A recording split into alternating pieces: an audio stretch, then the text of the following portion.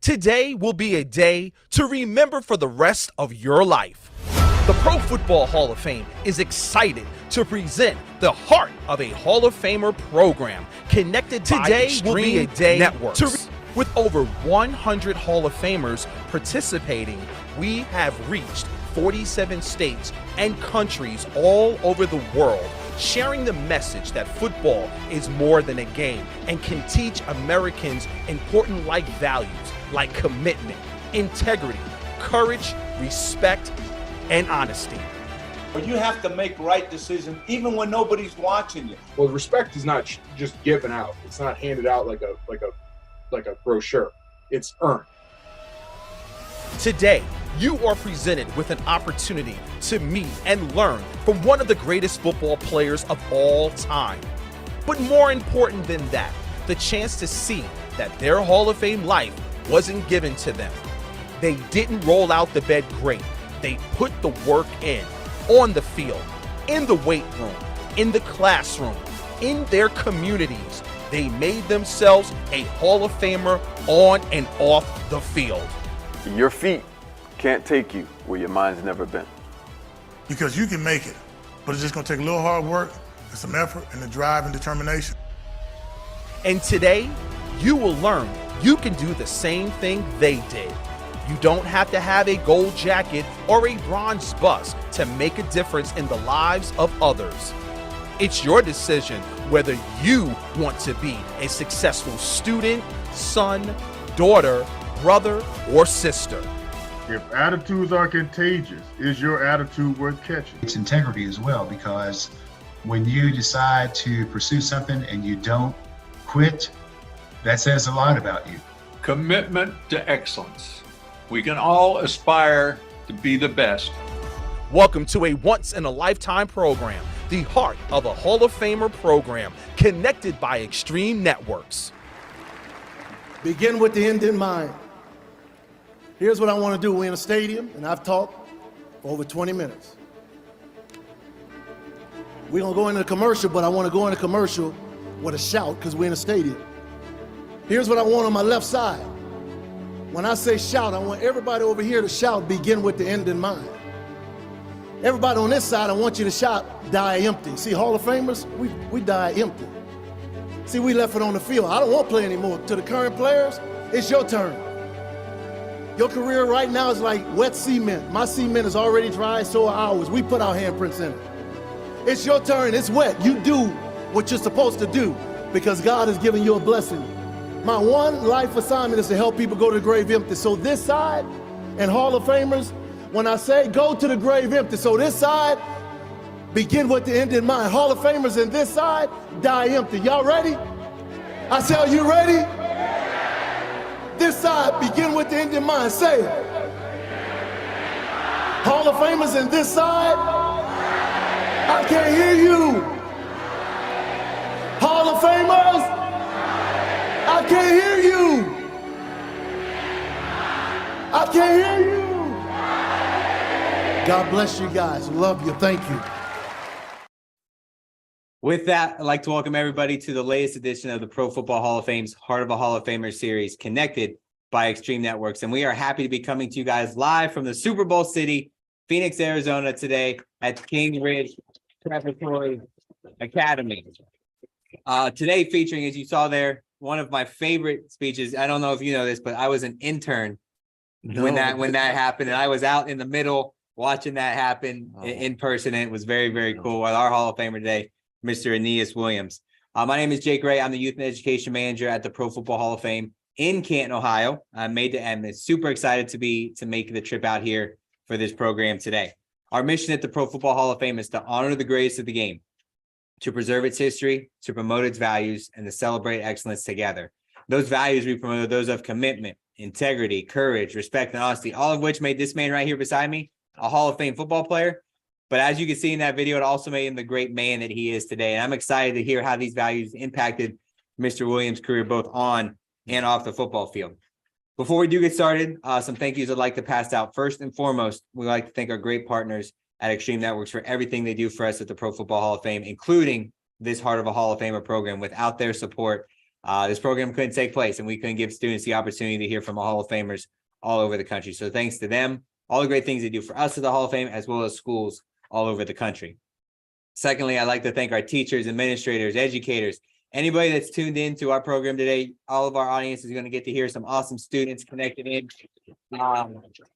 all over the country, from the East Coast to the West Coast, to the students right here with us in Arizona. So to all the teachers, thank you so much. To the teachers and staff right here at Kings Ridge Prep Academy, thank you so much for allowing us to come through your doors and be the host of the program today.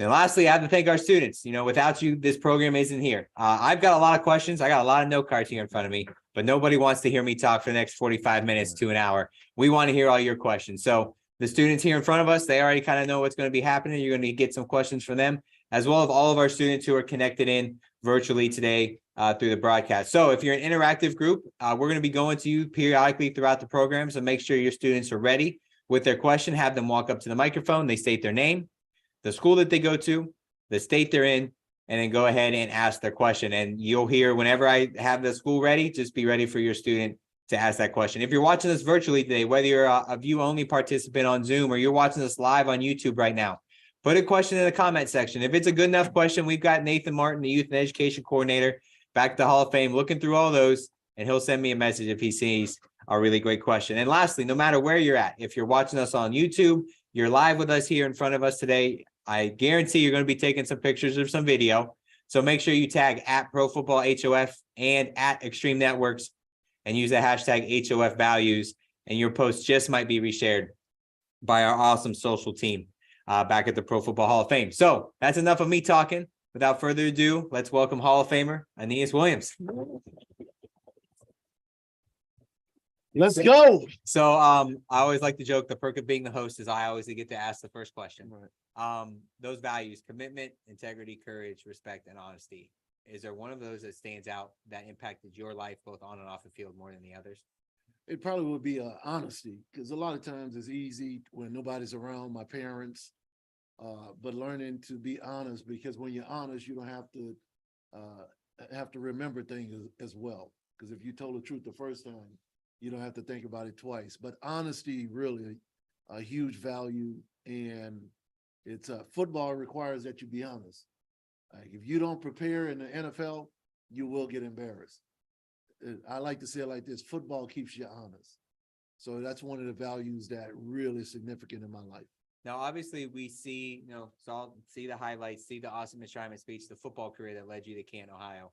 But how did playing the game of football using a value like honesty help you in your life off the field? Probably the biggest way, and this to all of you guys, and that football taught me to help me overcome fear. So many times, all of us are capable of doing so much more, but we allow fear to stop us. And just like some of you guys are going to ask questions, but you may feel nervous. All you have to do is understand that I feel nervous as well. I just ignore the nervousness. So you always need to know we're humans just like you.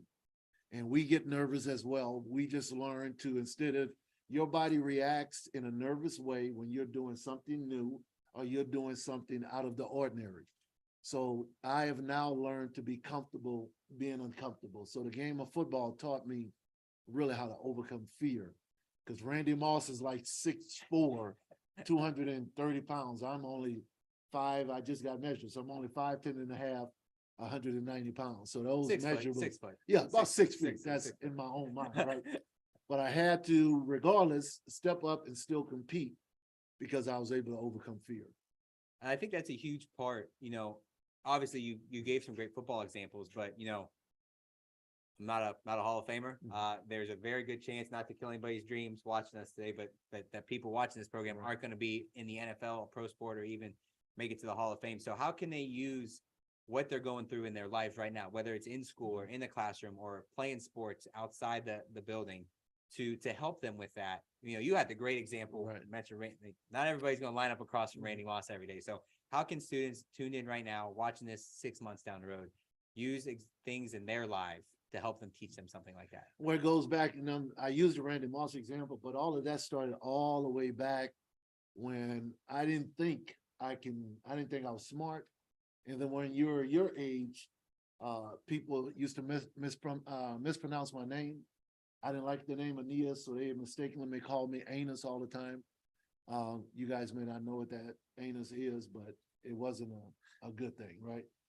So I found out, Jake, the only difference between people is what they believe. So the thing that helped me even at your age was believing that I can do something, even if others people said that I couldn't do it, or believing I can do it even if I didn't understand how to do it at the time. Remember, you having belief and faith in yourself, that started at an early age. Jake, I was out, world's finest chocolate bars. I don't know if you guys remember those, but any of you guys sell candy or Girl Scout cookies, anything like that? So we would sell Hershey bars, and I get my box and I go in front of the grocery store, and I would ask adult, as I was your age, adult people, hey, would you buy one of my candy bars? And the majority of them told me no. But I learned from that experience, I believe I was going to sell them. And I ended up selling the most boxes of chocolate, Hershey's finest chocolates in all of my school. But it started out by me believing I could do it. And, you hear that example, you might chuckle a little bit because it's just selling candy bars, but you went on to be, at the top of your sport. You have a gold jacket, you have a bronze bust, you're a Hall of Famer. And, it's kind of cool to go back, it was just selling chocolate bars, right, and that played a huge impact. So, students, there may be a situation you go through that, might not seem like it's the greatest thing, or you might not feel the biggest impact, but, at the end of your life, end of your career, it might have a huge impact on what you do. So we want to dive into the questions that our students have here. So we're going to start with the students right here in front of us. So all of our students from Kings Ridge, you have your question you were talking about. You want the first one? All right, go ahead.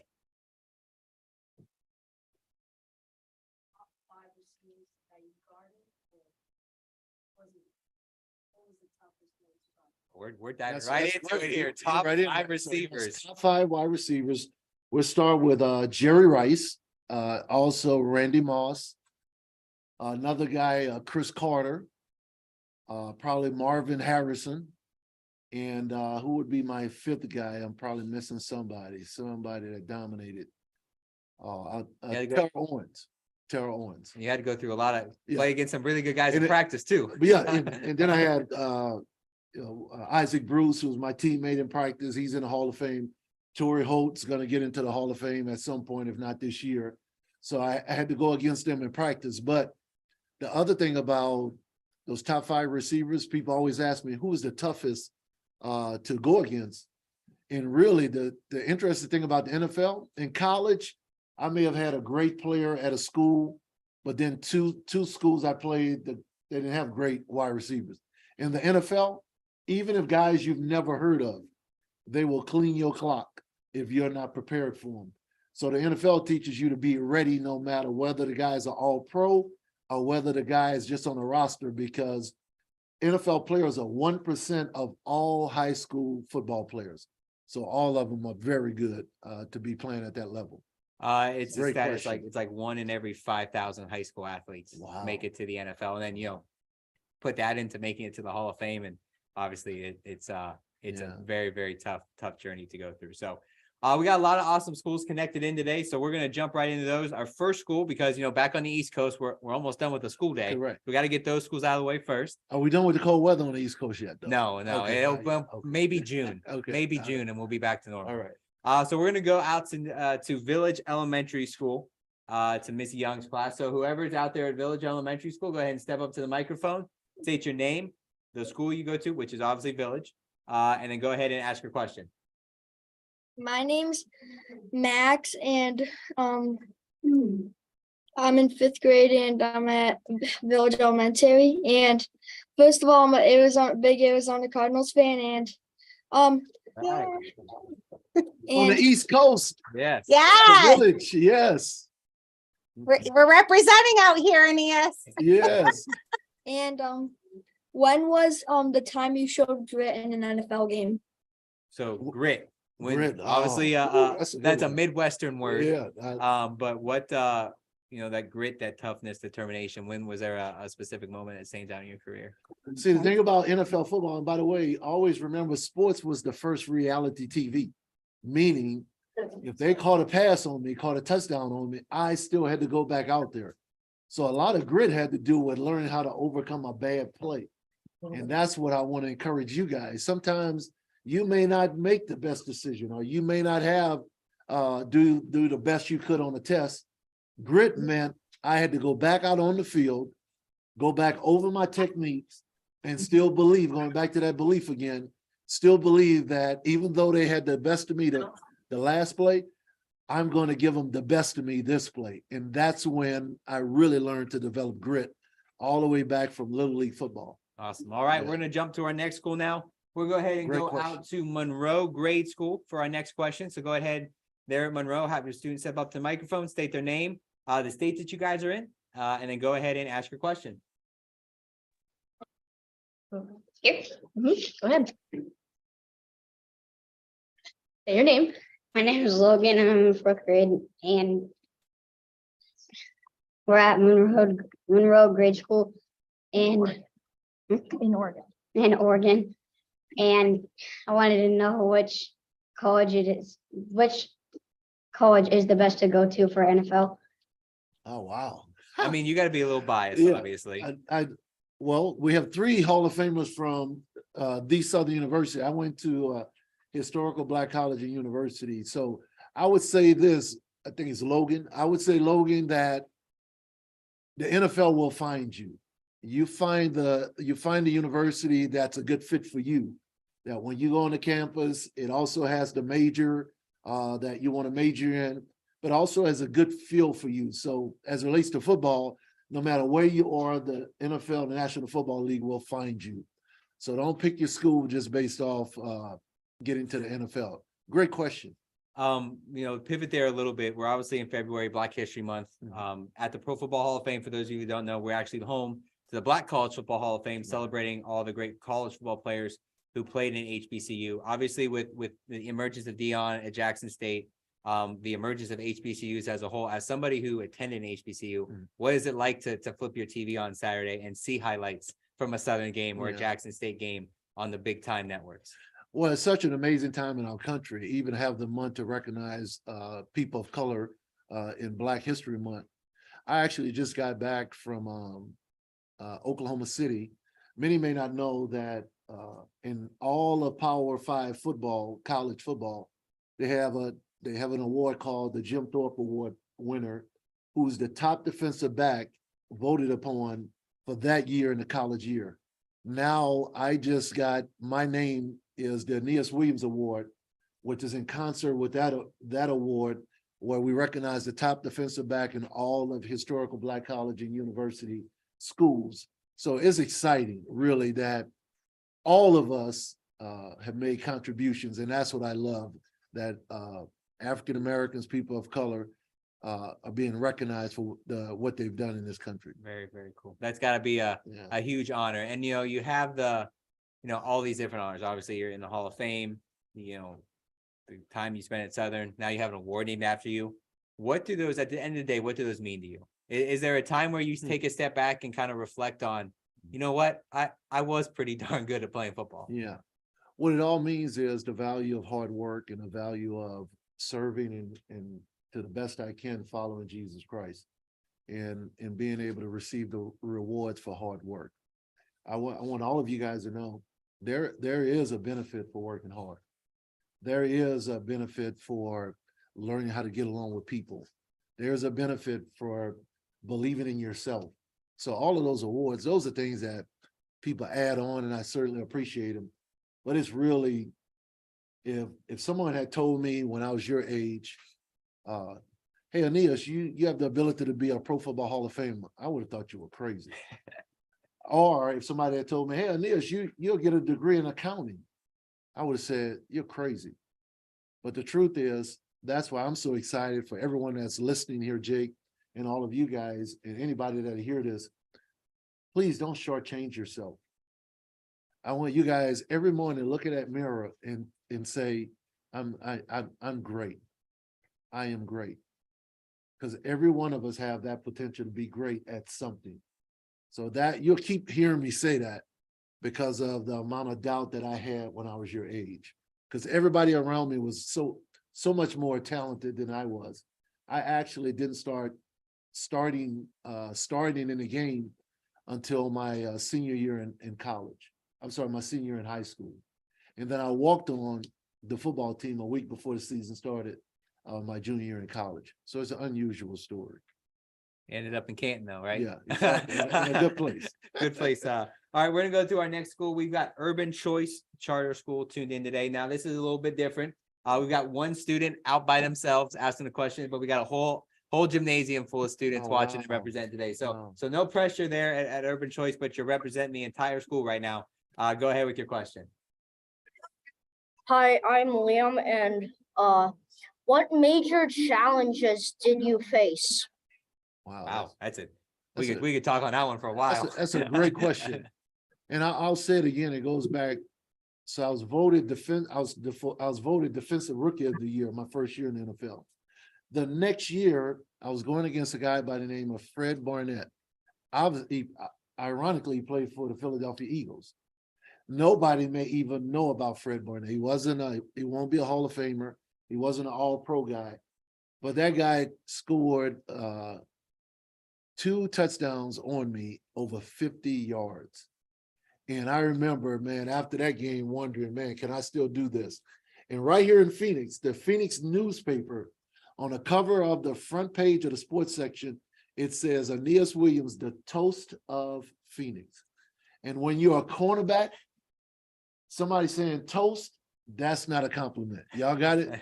So, Liam, my biggest thing to overcome was overcoming that bad game and allowing that bad game to cause me to have so many more better games because of that grit and that resolve to go back. It's called resilience.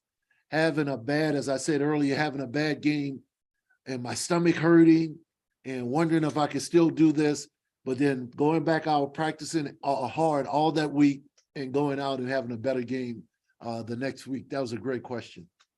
All right, we're going to keep on rolling. We're going to go to West Elementary School back in Ohio. So we're going back to my home. Right. Your second Ohio, home. yes. For our next question. So whenever you're ready there at West Elementary, go ahead and unmute your microphone, state your name, and then go ahead with your question.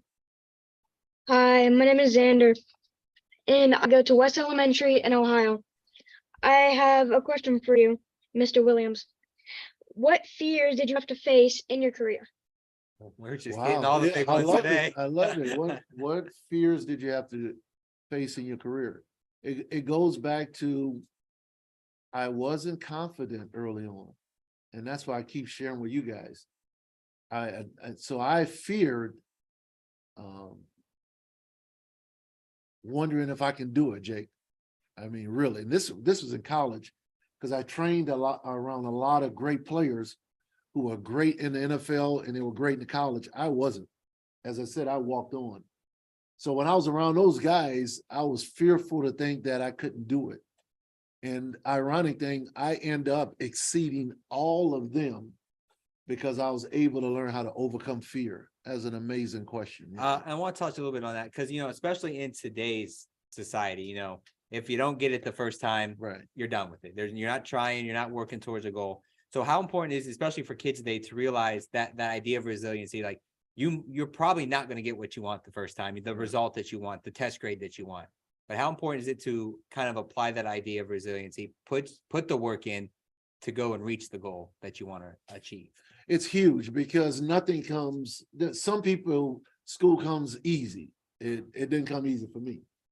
But I'll tell you, anything that you decide to not only just work hard, but work smart with. What do I mean by work smart? Meaning it's, say, algebra was a challenging subject for me, right? So it took me time. Somebody else may have gotten algebra. They can ace a test without even spending a whole lot of time with it. I had to study, and then a lot of times it's not just hard work, but it's smart hard work. So I went to my teacher to learn how to study algebra. So that hard work would be with intelligence. So that's one of the things I want to encourage you. You no longer have to, with your smartphones, Googling, you have people around you, you can ask questions. You don't have to ever be afraid of not being able to learn something because you have people around you. The greatest challenge I want to give you is make sure you go ask questions. All of you guys, don't be afraid to ask questions, because anybody ever been afraid to raise your hand in class to ask a question? Do you know most of the time somebody who's afraid to raise their hand, they want to ask the same question you want to ask? And when you take the boldness to ask the question, it helps those that are in your class that don't have the boldness like you. So that's one of the things that really helped me.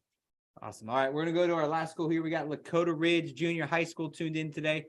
So they're a student there at Lakota Ridge. Go ahead and unmute your microphone, state your name, and then go ahead with your question. Oh, don't think we can hear you.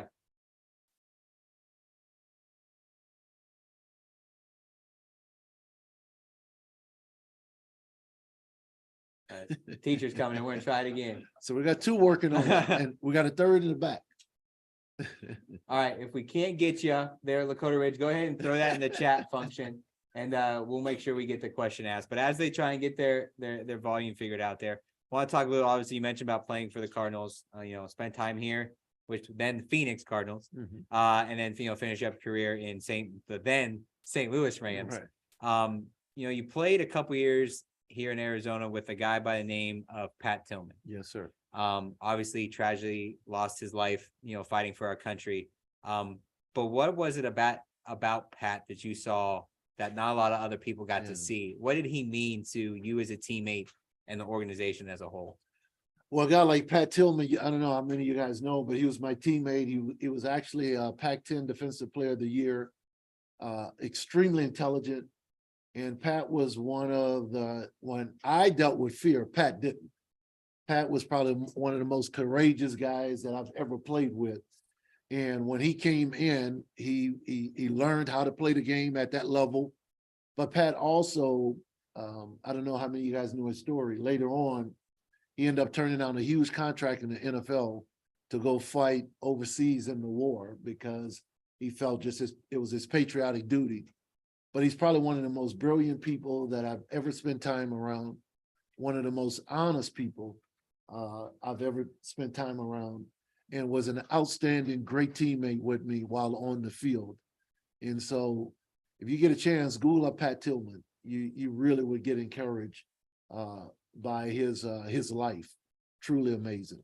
How important is it to have that kind of feeling in a locker room, the idea of teamwork? And we talk about the brotherhood in the game of football so much. And when we talk to Hall of Famers like yourself, nobody, misses the practices or the games. Right. They miss the life in the locker room. And it just goes to show how important that idea of team is. So even for, a classroom, that's a team. Right. You got your family at home, that's a team. Your sports teams, your math, there's so many different little subsets of teams out there. So even if it's not in sports, how important is it for students to realize that whatever they're in is a team and work together to reach that one common goal? Yeah. One, I'll tell you, when it comes down to teams that you can select. In other words, when you're in a classroom, you didn't select that. You didn't select your classmates. But when you get a chance to select, like I had to select the defensive backs I was going to go work out with. I had to select working out with Brian Thomas so I can get faster, who was a sprinter. I had to select getting around Hall of Fame players when I wasn't a Hall of Fame player. So it goes back to, I want to encourage you to make sure you select the right teammates around you, because they now know scientifically, whoever you are around, your brain waves actually link up together. So it's kind of like whoever you are around, you're going to become a lot alike. So when I didn't think I can ever play in the NFL, guess what I did? I got around guys that were in the NFL and I would practice with them, even though I was horrible at it. I just stayed in the environment around them. And all of a sudden I started thinking differently just from being in that environment. When they said I was too slow to play in the NFL, I got with a guy named Brian Thomas, who was 1 year younger than me. He taught me how to get faster. I listened to him. So that was a teammate that I chose. So be very selective when you come down to you selecting your own team that you're going to be around. With being on a team, obviously there's an opportunity to be a leader of that team in any role. It could be the boisterous leader, the lead by example guy. So our question we got from Lakota Ridge is, what advice would you give people looking to lead a team or any advice about leadership? Well, with first, any leader has to first be a great follower. That goes back to another part of my life. For a long time when I was growing up, all the guys, my older brother, all my friends, they were so much older than I was. So I was like the little guy, the little brother, and following them. But do you know when I finally became a senior in high school, that's when it all flipped and I became a leader. And from that time on, I was a leader the rest of my life. Even when I didn't want to be the captain, the coaches made me a captain. So great leaders were once great followers. That's kind of like, we could tweet that, or we can put that on TikTok. Great leaders were once great followers. I think that's awesome. And it just goes to show, what kind of person you are, not only as a teammate, but as a man off the field as well. Can you talk a little bit about, life after this game of football was over? Obviously the transition occurs and you have to step away from the game. A lot of people go into broadcasting, a lot of people coach. What are some of the things you did, after your football career was over, and how have you felt, how important is it to leave an impact in the whatever community that you're living in, after your career was over? Yeah. One of the greatest things that gave me a lot of energy, a lot of excitement about leaving the game of football is because I did not have any regrets. There are a number of guys that play in the National Football League who get distracted by everything that comes with playing the game. And then they end up not preparing themselves so they don't play very long. So a lot of times when they transition out the game, they usually have regrets. And when you're living with a bunch of regrets, now it makes it more difficult to transition or to come into normal society from the National Football League. And then after playing, the other thing, once now I don't have any regrets, I left it all out on the field, just as I said in my Hall of Fame speech, died empty, man. Go to the grave having done everything that's in your potential. That's what that phrase meant. And then now my wife and I pastor a church. We love going in and impacting communities. With the gold jacket that we have, I have my Hall of Fame shirt on, patch here. One thing about the Hall of Fame and having notoriety, it gives you an opportunity to have a key that gets you into places where maybe like Ferguson, you guys may not remember, there was a tragedy in Ferguson with a confrontation between a young man and law enforcement, and it ended up just horrific. Well, one of the things I went in specifically at night, nobody knew who I was, getting a chance to talk to the community, because one of the things that my relationship with Jesus Christ taught me is if you have two people on separate sides and they seem like they can't come together, go down the center of the street and find a way to try to bring them together instead of choosing sides. So those are some of the things that I love. Playing the game of football, you learn that some of your team may be having a bad play. When he gets in a huddle, we have to help him get past that bad play. Otherwise, he's going to get a penalty. He's going to cause us to have a bad game. So we learn those kind of things in playing the game of football. That's awesome. And, we talked so much about the things you learned, but we'd be remiss if we didn't talk about what's going on here in this great city this weekend. Yeah. I got a pretty big game. So first and foremost, before we dive into this year, you talk a little bit about what it was like in your career to play in a Super Bowl and what that feeling was when you walk out of that tunnel, that kickoff happened and every light bulb's going off, flash bulbs going off. What was your experience playing in a Super Bowl like? Well, let me go from the Super Bowl to my beloved Arizona Cardinals. I played here 10 years, but I only made it to the playoffs 1 year here, 1 year out of 10. But guess what? It trumped all those other 9 because our first playoff game, we went into Texas Stadium and we upset the Dallas Cowboys. So y'all, I still get to mess with my Dallas Cowboys. Every time I see them, I tell them, don't you ever forget that we beat you guys. But playing in the Super Bowl was a lifelong dream. Why?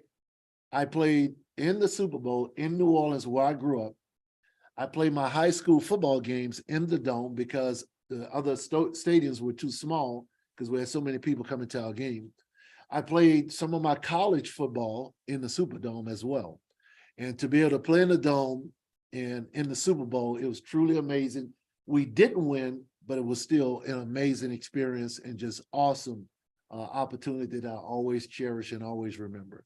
So looking at the game you got coming up here Sunday, What are some things that stick out to you, not only maybe as a fan, but as somebody who played the game as well? What are some of the keys you're looking at that could help either team, come out on top?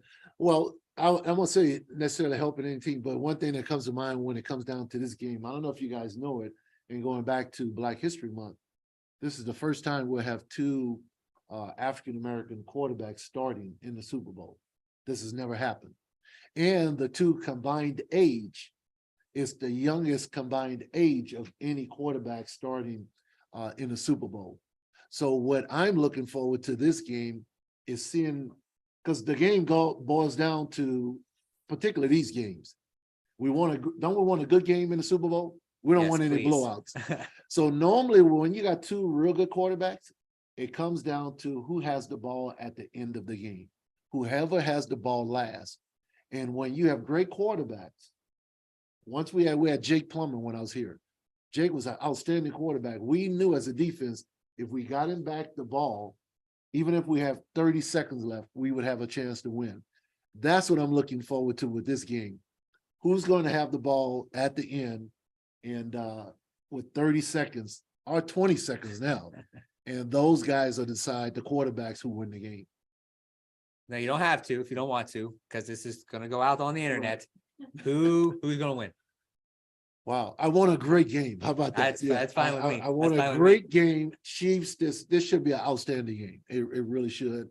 I do believe we asked this question earlier before we went live. It sounded like we had the majority of Chief fans in here. If I'm not there were mistaken. a few Eagles people. There were a few Eagles. Okay, all the Chiefs, let's raise your hand. Who's going for the Chiefs? All right, we got about 60%, 70%. Got 70% here locally, all right? So now let's go virtual. All right, let's take a look here. All right, let's raise your hand if you think the Chiefs are going to win. All of our classes out there, raise your hand if you think the Chiefs are going to win. Okay, hands are going up. Okay. Hands are going up. I see a thumbs down in one of the cameras. All right, now we'll stick with the virtual schools. Who thinks the Eagles are going to win? Raise your hand. Oh, a lot of Eagles. I'd say a lot that must be the East Coast. Yeah, we got a lot. That must be the East Coast, right? Yeah. So it's it's all about playing. We obviously want it to be a good game. As somebody who spent 10 years of their NFL career, in this area, how cool is it to see the NFL world descend on Phoenix and Glendale and all the other suburbs for this big game?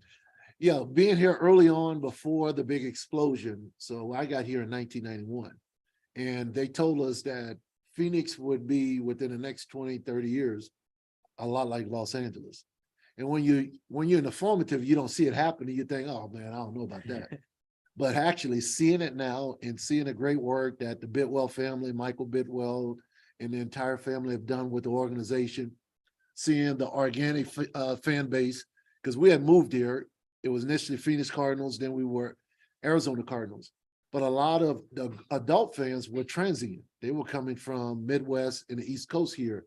But now to have all of you all that grew up here, what I call organic fan base, that's what excites me, that this is the real fan base that the Cardinals have now. Yeah. I think it's going to be, obviously here in Arizona, you got an awesome quarterback, some awesome wide receivers. So, the future is bright. Obviously they didn't have the season they wanted to this year, but the future definitely is bright here.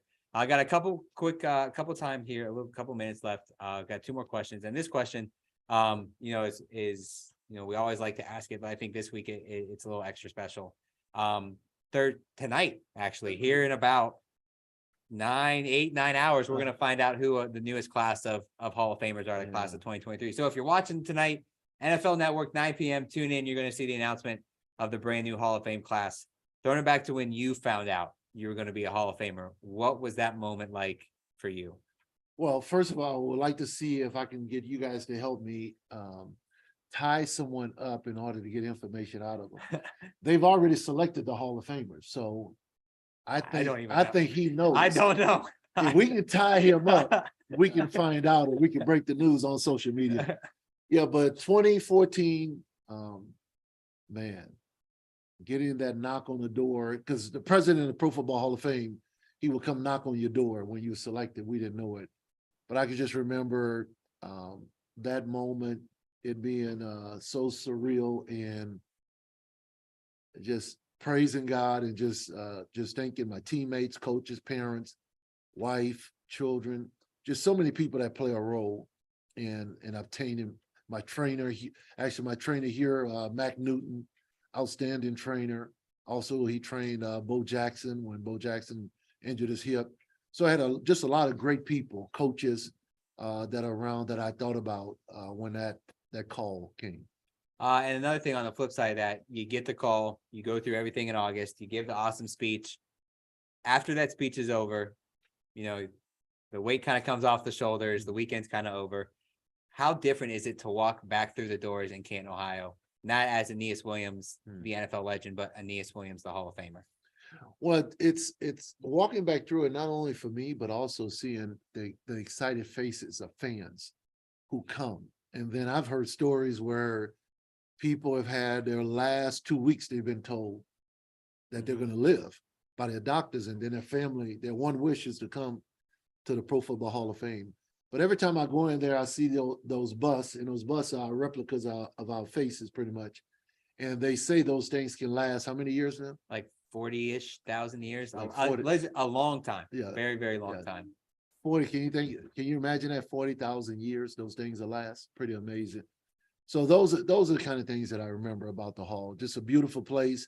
It's continued to grow. Jim is now taking the reins from David and doing an amazing job. The future is bright, and I think it's we're getting another piece of that history here tonight when we find out our new class. So last question here today, and first and foremost, want to thank you for giving time out of your busy schedule. You know, being a Cardinal, it's in your homes, it's in your city. Obviously, your schedule this week is very, very busy. So we appreciate you giving some time to us today.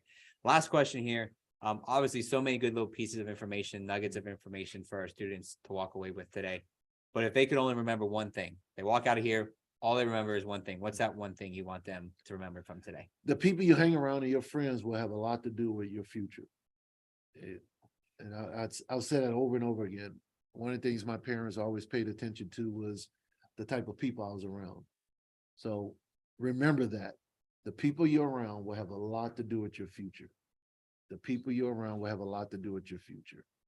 And I typically have done my best to stay in environments, even as an adult, around people people that have my answers rather than my problem. I think that's a great way to wrap up this installment of the Pro Football Hall of Fame's Heart of a Hall of Famer series, connected by Extreme Networks. Again, let's give one big final round of applause here to our special guest, Aeneas Williams. Aeneas, again, thank you so much for being a part of the program today. Thank you for everything you did for the game of football and continue to do, and everything you do for us at the Pro Football Hall of Fame. Hopefully you got a great rest of your week planned out. I'm sure we'll be seeing you around town. To all of our students right here and all the staff at Kings Ridge Prep Academy, thank you so much for allowing us to come here to the school. All of our students who tuned in from all over the country, a lot of East Coast, all over the country today. Thank you so much for doing that. Can they all give themselves a hand? Yes. Even in the schools, give yourselves a hand. So that's from myself, from Aeneas, all of our great staff, Nathan, Jerry, back at the Pro Football Hall of Fame, and everybody at the hall. Thank you so much for tuning in today. Enjoy the weekend, folks here in Arizona. Enjoy the Super Bowl weekend. Hopefully you get to tune into the game on Sunday. Watch some great football as we wrap up this NFL season. So to everybody tuning in, thank you so much.